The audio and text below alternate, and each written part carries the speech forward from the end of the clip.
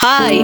So ngayon ay pag-usapan natin ang misteryoso, nawawala, mythical, sling bag.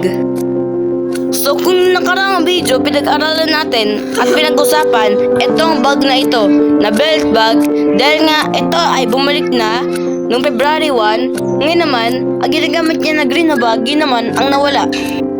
Kung titignan natin ang huling beses na ginamit na ito, para siyang may iniisip. Siguro, ang ginagawa niya, iniisip niya yung mga bagay na mangyayari dahil nga hindi niya ito magagamit ng matagal.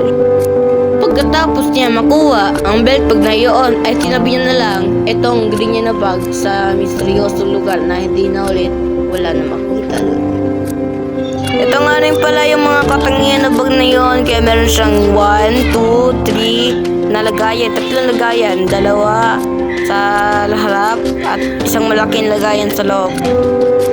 Pero kung sabihin man natin na hanapin natin, baka nandito lang yun sa cabinet na to.